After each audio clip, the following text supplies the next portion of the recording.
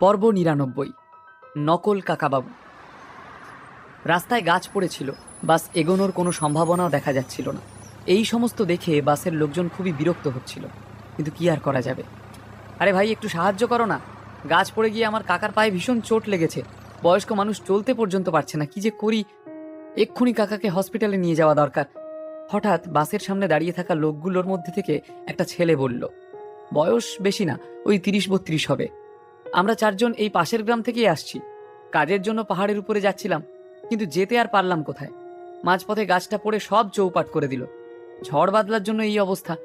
অন্য আরেকজন লোক বলল, এখানে তো তেমন কোনো গাড়ি ঘোড়াও পাওয়া যায় না, অ্যাম্বুলেন্স যে ডাকবো সেও যে কখন আসবে তার কোনো ঠিক ঠিকানা নেই, কিন্তু ততক্ষণ কি কাকাকে এইভাবে ফেলে রাখাটা ঠিক হবে?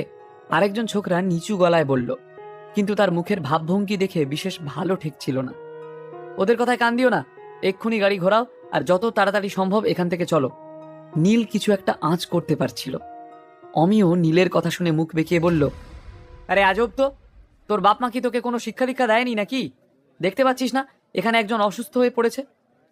নীল, যদি জীবনে বড় হতে চাও তাহলে নিজের বিবেককে এভাবে বেচে দিও না। সবাইকে নিয়ে চলতে জানলে তবেই জীবনে সফল হওয়া যায়। নবীনও হঠাৎ বিবেকবান হয়ে উঠলেন আর নীলকে জীবনের পাঠ দিতে শুরু করলেন। নীল কিন্তু কারো কথা গ্রাহ্যই করল না। কেউ তার কথা শুনছে না দেখে সে শেষমেশ ড্রাইভারের কাছে গিয়ে অনুরোধ করলো, ভাই আমার কথা শোনো, গাড়িটা ঘোরাও আর এক্ষুনি এখান থেকে বেরিয়ে চলো, না হলে খুব বিপদ হয়ে যাবে। ড্রাইভার এদিকে পড়েছিল মহা সমস্যায়। সে বুঝে উঠতে পারছিল না যে তার কি করা উচিত।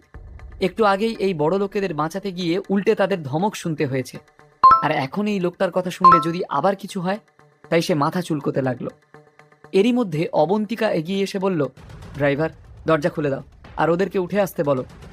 না না, একদম দরজা খুলবে না। নীল যেন মরিয়া হয়ে উঠল। বেগতিক দেখে ড্রাইভার শুধু কাঁদতে বাকি রেখেছিল। সে কিছুই বুঝতে পারছিল না যে এসব কি হচ্ছে, আর সেই বা এখন কি করবে। কিন্তু অবন্তিকার কথা অমান্য করার মতন সাহস তার ছিল না। অবন্তিকা এই ভৌমিক পরিবারের হবু বৌমা, অমিয়র বাগদত্তা বলে কথা, আর সে তো অমিয়দেরই কর্মচারী। গতকাল অমিয়র সাথে অবন্তিকার যা মন কষাকষি ছিল সেসব মিটে গিয়েছে, তাই এখন আবার যেইকে সেই। এদিকে অবন্তিকার কথা শুনে চারজনের মধ্যে একজন দরজার দিকে এগিয়ে এলো, কিন্তু বাকিরা সেখানেই দাঁড়িয়েছিল। লোকগুলোর এই কাণ্ড কারখানা দেখে নীলের সন্দেহ আরও বেশি পাকাপোক্ত হলো। নীল, তুমি খামোখা ওদেরকে আটকাচ্ছ কেন? নীলের ব্যবহার দেখে কনফিউজড হয়ে পড়েছিল অবন্তিকা। অবন্তিকা যতদূর নীলকে চেনে সেই অনুযায়ী নীল মোটেই একজন স্বার্থপর বা নির্দয়ী মানুষ নয়। গতকালই সে সবার প্রাণ বাঁচানোর জন্য দুবার নিজের জীবনের ঝুঁকি নিয়েছে, তাহলে আজ তার হঠাৎ হলোটা কি?